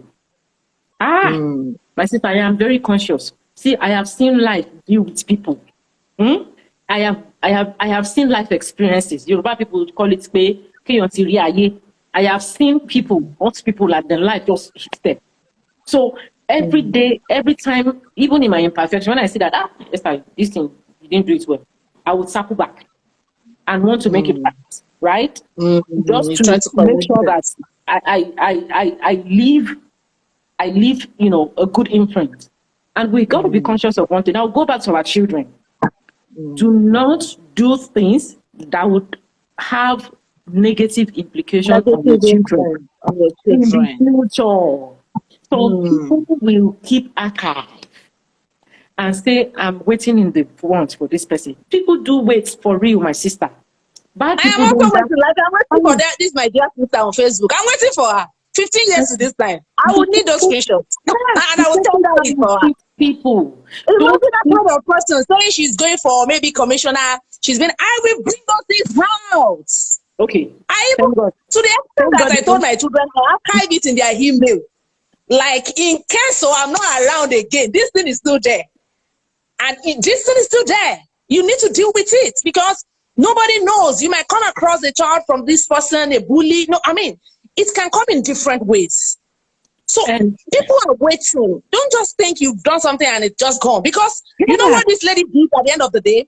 She went to delete some of the posts. She made a lot of posts. 7 posts per day times like 7. That's like 49 posts. That one no get peace. No, that you see that one? She doesn't have peace. She's deleting. My friend, because I didn't go to her page again at the time. I wasn't going to her page. My friend would say, let's screenshot this thing. She's deleting. We screenshotted, but she still find a way to delete. She deleted and left like 3 or 2. I'm like, don't worry, we've screenshotted. Don't worry. There are people who are kings and queens of screenshots. You are posting. Yes, I had one experience on WhatsApp. In fact, I will share the WhatsApp status. I don't know, say the WhatsApp GB users. Yes, that they will not know they are viewing you. I posted a baby picture. My friend gave birth. Now in picture, go enter another person WhatsApp group with the screenshot of my post. This person has not posted a baby's picture publicly. You went to post it in a group. Screenshot. I did not know you are following me. So you see, there are ways you handle mad people. So now when my friend told me, Esther, don't use gra to solve this thing. Calm down. So I now said, that's beautiful. Emotional intelligence. I said, that's nice. So I asked, so what were they saying on the group now? He said, that people will comment that the baby is beautiful. This one, I said, but this person is not on my WhatsApp. Well, I didn't know she's on my WhatsApp. She said she's on my WhatsApp. I said, that was good. Please, can you give me a number? He said, yes. That's okay. So I collected number. This year for this week. Yes. I collected number and I'll call. Pleasant call. I first, if you live in the abroad, there's a way you know how to seek consent first. I said, please, my name is da-da-da-da-da. I'd like to speak with you. Da-da-da. He said, you can call. She even gave me time to call. No problem. And I called. I said, hey, please, you see that picture you posted on that WhatsApp? You go and delete it. Because you invaded my privacy. I said, 1, I didn't even know you have my number. 2, I didn't realize you were screen munching my WhatsApp status. I said, I'm shocked. You don't talk to me? Why do people leave their private life and start pursuing other people? I mean, I have to handle that in a classy way, my sister, because listen, this is the child's picture we are talking about here. Before, if I use gra to meet her like Portable, she can become unfortunate and go and, some people, the only power they have is to screenshot and go on Facebook and screen. So I have to do it in a, in a nice way, right? So after I asked that person that first told me, I said, please, did she delete the picture? She said, yes. So I now posted on my WhatsApp and I sent shade to WhatsApp GB users. Yeah, and I said, you people will check the one day that will let Micah 7 verse 17. Please, you can read it. Micah 7 verse 17 is a powerful Bible verse. Very powerful. I said, it will make Micah 7 verse 17 slap you one day. Because which one is monitoring? If you want to check my status, check it with your full chest. Check with your full chest. You are monitoring. So I have to change my WhatsApp picture from that baby's picture. Because innocent baby. How much will it take me? So if this thing had gotten out, my friend would think that I leaked that baby's picture. You can imagine how people would just destroy friendship. So after she did that, because I heard as WhatsApp GB people, even if you block them, they can still view. So I did not waste my time to block her. I only made sure that she received the message on WhatsApp GB again. So she screenshot to your cover again. I know that they use screenshot to do you people screenshots. And I'm saying this because people don't know boundaries in Nigeria. People don't know the power of consent. People don't know privacy. It's a problem. So you see, there are also stories that my sister, instead of me telling a person that would go and share with other people, I will share it publicly myself. Yes. You see, anything you share in public, it cannot affect you. Because when they go and gossip, it will not come back to you. Yes, you already said it. You What's the cannot big use it deal? to gain traffic. But if I share with you privately and you go and tell people and it becomes, a village square issue, I'll feel bad because then you've broken my trust. So to save myself, if I am sick, I'll say, yes, so that time when you recover, the sick. So it means if I don't tell you because I'm sick, I don't send you a picture. Why don't say I'm a media girl. You cannot run me at my own game. You go try. I know they use media power. I know they abuse my media power. But if you want to use media against you know how to use it to protect yourself and defend yourself. No, there are ways you handle people. There was a celebrity recently, something that was supposed to go viral. It would have been so messy, so messy. You know who gave us the contact of the unfortunate guy? His girlfriend, a scorned girlfriend. Yes. Oh yeah, he wanted to blackmail one of my celebrity friends. Omokekere, just enter tech word. You want to use tech because you had access to celebrity. Kada a picture. She was not trying to blackmail. I told her to keep playing. And so in girlfriend, I go, he was in mama's house. Wonderful woman. Yes. The mother handed him over to the police. Yes. See, I tell people, you see social media court there, it downplays justice sometimes. When you want to get real justice, go hard on people in a way that by the time they want to talk on social media, you've already gotten your own closure. So they'll be screaming on social media, but it will not even affect you because you've dealt with them in your own way. Yes, they will make him sign NDA. Oh yeah, he signed NDA with the police. Yes, non-disclosure and a copy. His mother was the one. You see, if you want to be unfortunate as a child, you cannot bring, because the woman was shocked. He was already sending threatening message. I will post this. I will do that. I said no. She was panicking. I said no panic. Go sit down, my sister. No panic. I just go pam. Some of my media brothers. This thing if you come out too. If you go enter to it well. I just tell you now, but I beg. That's how the story be. This is her privacy that was invaded. She only trusted this person with her phone. And he took these pictures in a bid to help her repair the phone without her consent. Should she get justice? Yes. But if this person should post these pictures, he's going to make it look like maybe she sent those pictures to him. You see, that was the narrative he was. So she flowed in a way that she already knew where it was going to come from. And I'm saying this to other people, like, learn how to fight your battles with wisdom. With wisdom. Learn how to fight battles. There are many battles that people fight that don't make it to social media. There are influencers that I know that are under strong NDA with certain celebrities. Meaning, this, you must not mention my name. You must not post me. If I see these ones are people who have money to legal backing. So if you go south, if you go south and break that NDA, they will come for you, but not on social media. They will come for you in a legal way. So if you want to scream on social media, you're still going to pay the compensation. So if you imagine you whenever get money, you still want to pay compensation. You use your brain. So I would say that, and I'm happy you reached out to me for this, because it seems like we both have a lot to share. Yes, exactly. Sharing from a toxic place, it is almost uncontrollable. But healing is our responsibility. So let everybody walk towards that healing. Yes, you've gone through a process that has made you, because pain made me hard in a way. I'm not going to lie to you. There is a soft part of Esther that died when my marriage crashed. I am still looking for that Esther. I have not found that. There is a part of Esther that died when my marriage crashed. Even my mother told me. And I said it is because before then I had seen life. But now I'm seeing life differently. I am a kind person, but I'm also tough.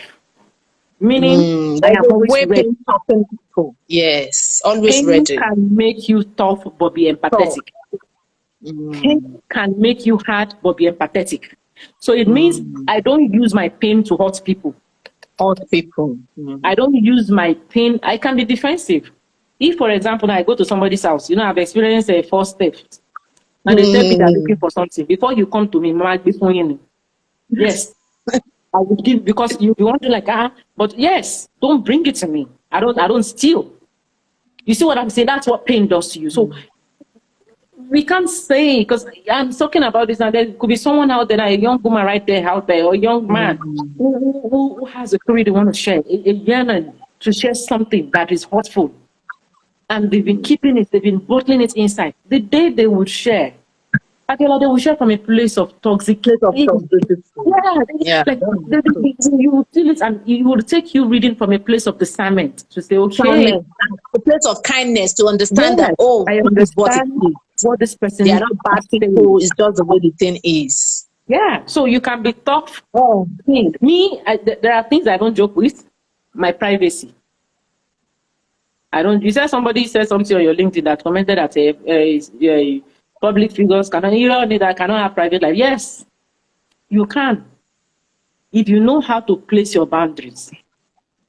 If you know, listen. There are let me use Toyin Ayemaku for example. When Toyin gave birth, then got married. She did everything, and then it became a public thing afterwards, right? Yes. People were at that engagement. They didn't post. That's a person with story sharing. Who are the people in your circle? In your circle. How private are they? What is their level of emotional intelligence when it comes to consent, privacy, and boundaries? So I have, built a circle of people who are also private around me.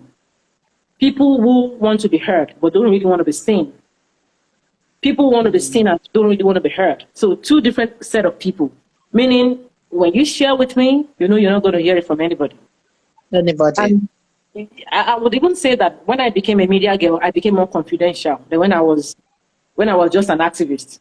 You see, when you're an activist, you are like a chatterbox. Because you just want to talk. You just want to twat. Right? But even that activist thing, it humbled me. Because I get some things where myself post those early years. We come back. They show me paper. I was blacklisted by a governor of the state. Because, yes, and when I look back at that tweet that year, in the beginning I felt this person was being hard. But that is what healing does to you. It makes you go back and reflect. Like, okay, did I deserve? No, I didn't deserve the punishment. But it's my responsibility to have treated from a place of empathy.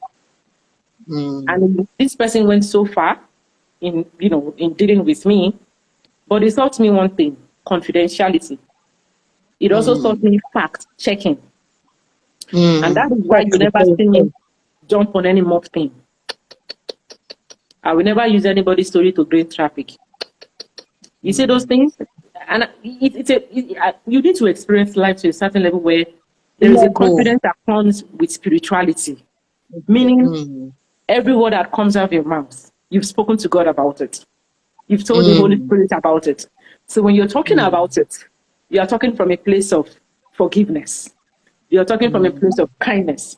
You are self-aware that you are not alone, that God is with you, that your spirit guides are with you. And I think that's another thing people should also be mindful of.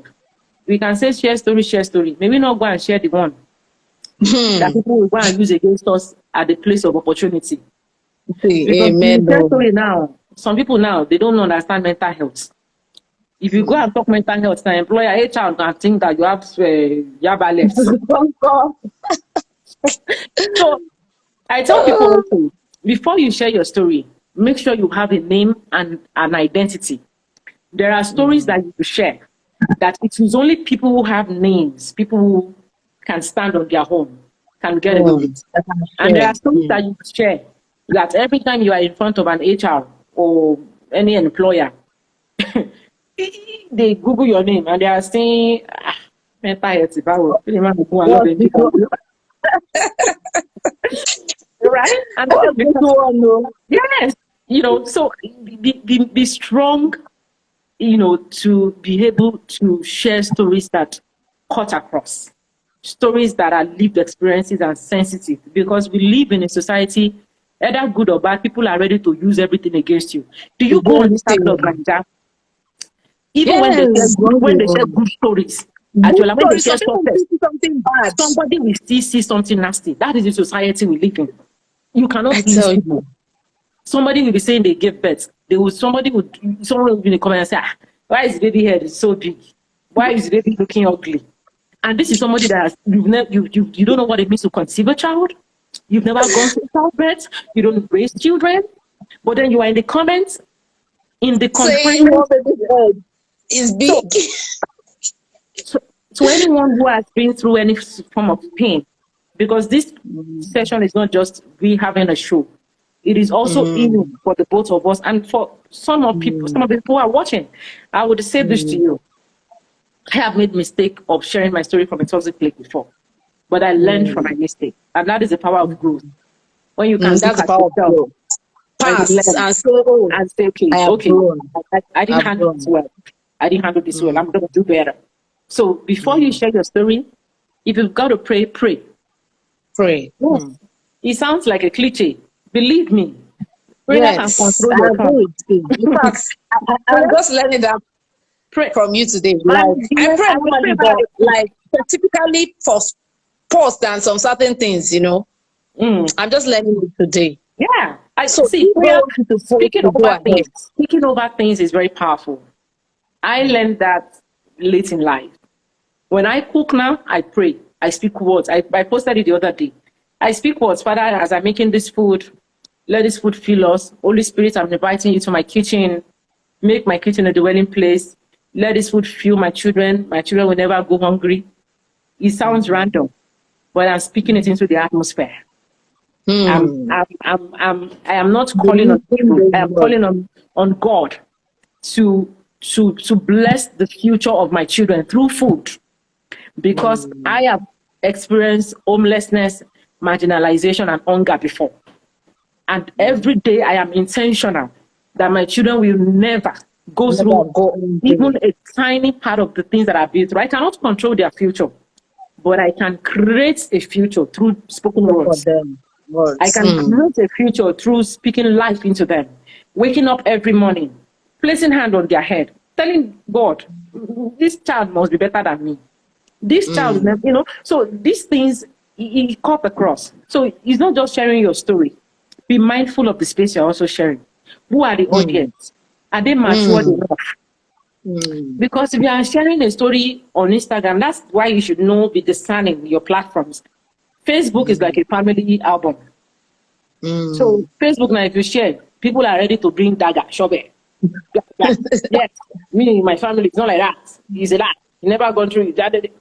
Instagram is a right? So you want to share from a piece of classiness. You want to post that glossy picture, but then you are dropping the caption, and somebody who already seen the picture, they already like the post even before they read the caption.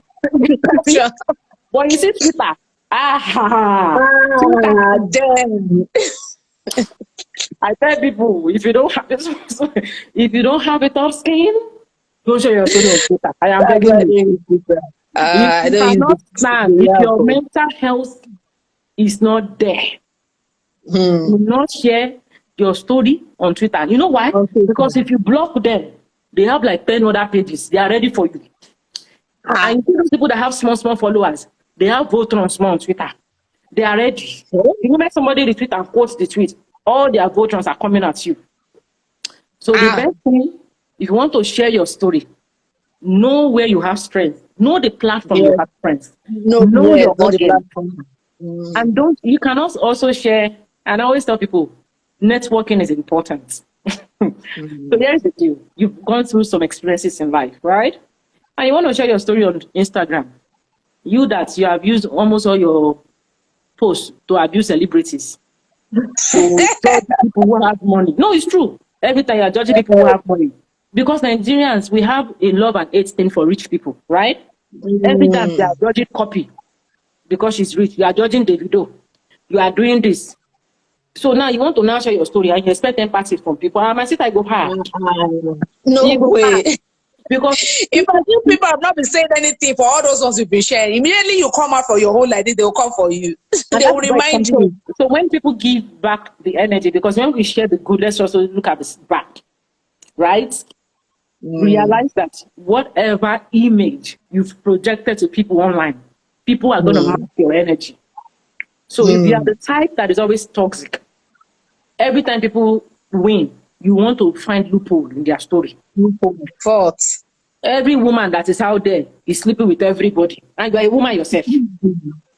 Every successful woman out there that is sharing a picture of their home, they bought a new house, they bought a new car, they slept with somebody. That is the story you run with all the time.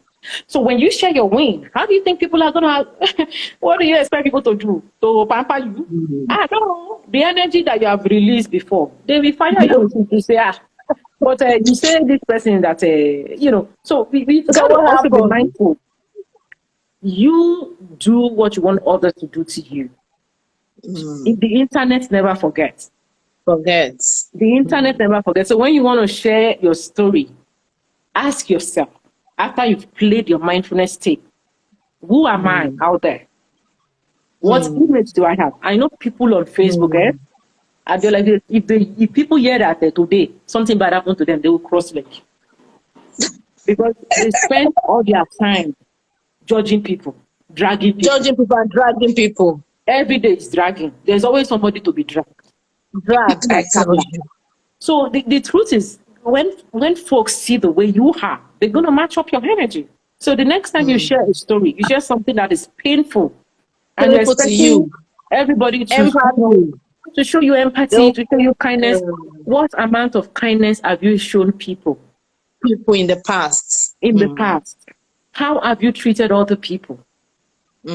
What do you say about your friends to other people? Inbox. I always tell people, when you raise a Voltron against the person, you are raising a Voltron against yourself for the future. Yeah, because you tell them about me, you tell me about them. Yes. You see, there is something about Owu, brokenness and opportunity. The same Owu that blow them to your side to talk about someone else, is will blow them to another person's side to sell your about you. Right? So everything circles back in life. Let's be mindful. When you see people successful, instead of judging, ask God to bless you. Ask God to bless you. Tell God, God, I don't know this person's story, but I love the glory.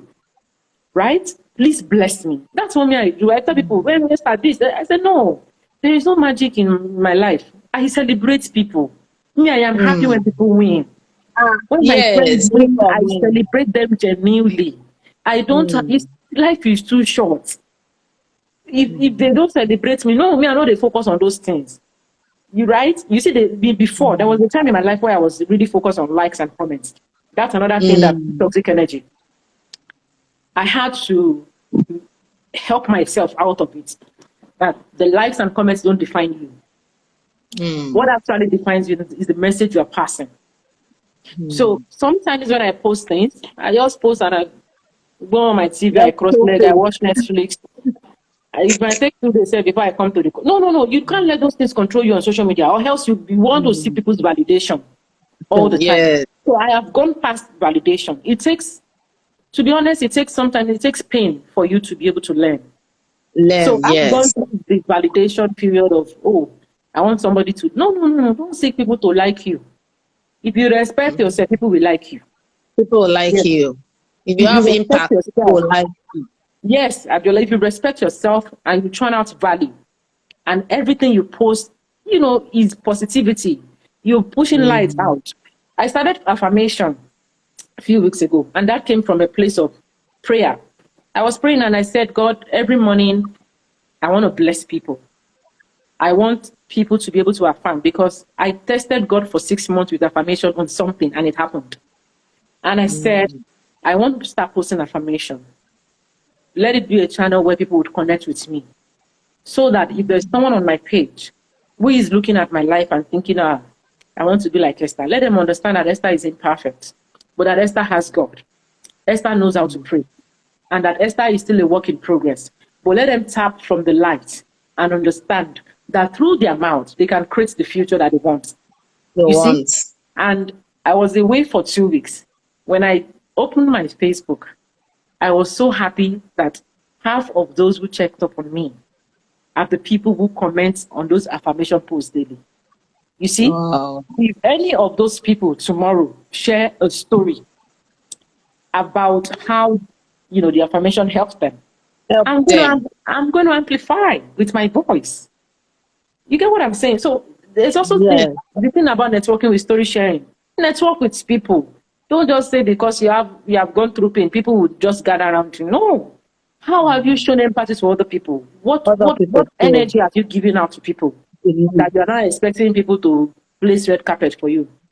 So yeah, I think, I love this question because it made us delve into a whole lot. This is a whole lot. Like, we've talked everything. We've talked about everything today. And I want to say a very big thank you to you for coming on the show. Thank you so much. And I pray that we keep growing. Like, as we are speaking to, I also discovered that, there are some things I used to do too that were bad. And I just realized from the place of growth, you don't know, this one I've grown past it. This one, no. So even now, I'm learning a whole lot. Like, I've learned a whole lot from this conversation. So I can only say thank you so much. And I hope to see you maybe in person one day by the grace of God. Yes. So enjoy the rest of your weekend. Now. I will see you. I like accountants. People like money. Is there anybody that doesn't like money? We all like money. No, accountants. See, people, your own is too much. All right, my love to your family, and do enjoy the rest of your weekend. God bless you. Bye. Thank you, everyone who joined us. Orisha Bukola, thank you so much. She stuck with us from the beginning to the very end. Thank you so much, everyone who joined us. And she's from America. Oh wow! She's not even Nigeria. That's a sister. That's one of my sisters. Wow, that was really nice of her. Thank you so much, Ella Obam. Thank you, everyone. I can't see some names here already, but I want to say a very big thank you to you. If you're watching the replay, please let us know what you've learned from this session. Good night, and do have a wonderful night rest. Bye. All right? Bye.